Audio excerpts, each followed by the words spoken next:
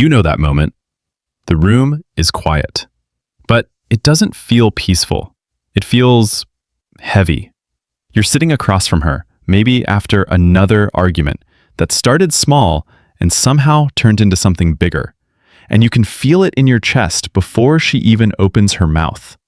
Her face is calm, too calm. And then she says something that lands so hard, it almost makes you doubt your own reality. And now you're sitting there thinking, why does this keep happening? Am I being too sensitive? Am I the problem? Is this just what relationships become? Here's the truth. A relationship does not become unhealthy the moment conflict shows up. It becomes dangerous when respect leaves and your nervous system no longer feels safe telling the truth. You're not failing at love. You're not weak for feeling torn. And this is not proof that you asked for too much. By the end of this video, you'll know the 5 phrases that don't signal a rough patch, but a pattern you should not stay and explain away. Let's get into it. Most people think the relationships that end badly are the loud ones, the cheating, the screaming, the obvious betrayal. But the real truth is that most damage happens beneath the surface, in repeated moments where one person teaches the other that their pain will be mocked, minimized, or used against them. That's how emotional safety disappears. Quietly, slowly, like water getting into the foundation of a house. You don't notice it at first. Then one day, everything feels unstable. And here's what nobody explains. Your nervous system is reading the relationship before your mind can catch up. So if you keep feeling anxious, confused, small, or emotionally scrambled after the same kinds of conversations, that is not random. That is data.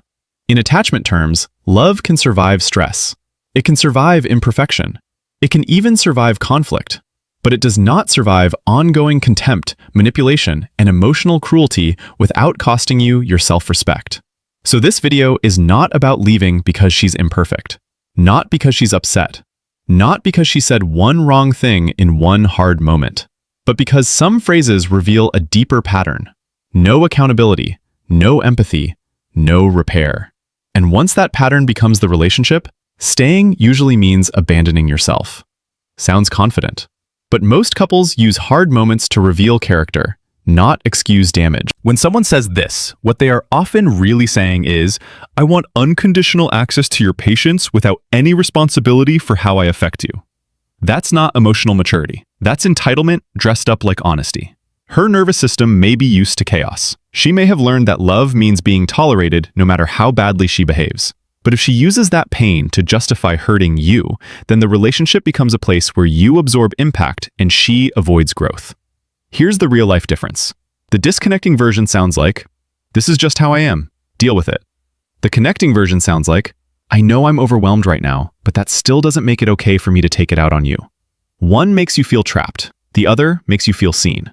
And when you hear accountability, your body softens because it knows it is no longer being asked to bleed just to prove love.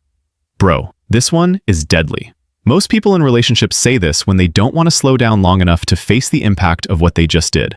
It's one of the fastest ways to train you to distrust your own emotions. And once that starts, the relationship gets very dark very fast. Because the deeper message is never just calm down. The deeper message is, your reality is inconvenient to me. That is how gaslighting begins. Not always with some dramatic lie. Often with 100 small dismissals that make you second-guess what you saw, what you heard, and what you felt. Here's the part no one talks about. Your nervous system cannot heal in a place where your feelings are constantly put on trial. The disconnecting version sounds like, you're making a big deal out of nothing. The connecting version sounds like, I didn't realize that hurt you that deeply. Help me understand what landed wrong. One makes your inner voice whisper, maybe I should stop talking. The other makes something inside you say, maybe I'm actually safe here. And that's the shift that turns a relationship from emotional guesswork into something real. This is not frustration, not honesty, not tough love. This is control. Most couples fight about needs, habits, timing, and repair. But when someone starts attacking your worth, they are no longer trying to solve a problem. They are trying to lower your self-esteem so leaving them feels harder than staying. That phrase is emotional isolation in one sentence. It tries to make you believe she is your only option by convincing you that you are fundamentally difficult to love. And this is where it gets really interesting. People who say this are often deeply afraid of abandonment themselves. But instead of asking for reassurance in a vulnerable way, they create fear. They make the relationship feel like a hostage negotiation. The disconnecting version sounds like, "Be grateful I'm even here." The connecting version sounds like, "I'm angry right now, but I don't want to speak to you in a way that attacks who you are." Do you hear the difference, man? One sentence tries to shrink you. The other protects the bond even in conflict. And when someone stops weaponizing your insecurities, the walls between you start to come down, without either of you having to force it. Read that again. Most couples understand that needs matter, loneliness matters, disconnection matters. But betrayal is still a choice. When she says this, she is not confessing. She is outsourcing responsibility, and that matters more than people realize.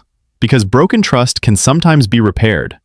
Lack of accountability almost never can. Not more talking, not more crying, not more promises, but a person who can stand in the truth without turning you into the reason they betrayed it. But here's what nobody explains. Cheating is not just about sex or attention, it's about fracture. It tells your nervous system, the place you thought was safe had a trap door in it. The disconnecting version sounds like, "If you had been better, I wouldn't have done it." The connecting version, if repair were even possible, sounds like, "What I did was mine, fully mine. I crossed the line and I am not going to make you carry my decision." One makes you chase worthiness. The other, at minimum, tells the truth. And when truth finally enters the room, you stop feeling crazy and start seeing the relationship for what it is. This is the line. Most couples say cruel things in heated moments they later regret. But if she says this coldly, repeatedly, or with zero repair afterward, believe the pattern. Because relationships are not built on chemistry alone. They are built on care, on presence, on the basic human experience of knowing your heart matters in the room. If she can look directly at your pain and tell you it means nothing to her, she is not in a rough season. She is showing you the emotional architecture of the relationship, and it has no shelter in it for you. Here's what changes everything. A healthy partner may be angry, withdrawn, triggered, flooded. But beneath the surface, there is still some unspoken desire to protect the connection. "I need space. I can't talk well right now. I'm too upset to be kind, so let me come back." That is very different from indifference. The disconnecting version says, "Your feelings are your problem." The connecting version says, "I'm struggling, but I don't want to lose my care for you in this moment." One leaves you emotionally homeless. The other leaves a door open for repair. And that difference is everything, because that's when your partner stops feeling like a threat to survive and starts feeling like a person you can actually come home to. So let's be clear, this video is not telling you to run from every flaw, not every conflict, not every badly worded sentence. But if these phrases are repeated patterns, if they come with contempt, blame, manipulation, and no genuine repair, then you are not staying in love. You are staying in erosion. And the longer you stay, the more your mind adapts to what your heart should never have to normalize. This is bigger than dating advice. It's about identity. It's about becoming someone who no longer confuses emotional chaos with connection, or emotional crumbs with love. When you internalize this, you stop begging to be treated well, and start recognizing that real intimacy requires safety, accountability, and two emotionally available people turning toward each other when it counts. These aren't just red flags. They are invitations to tell the truth about what kind of relationship you are becoming inside. And if that truth hurts, good. Sometimes pain is not there to punish you. Sometimes it is there to wake you up.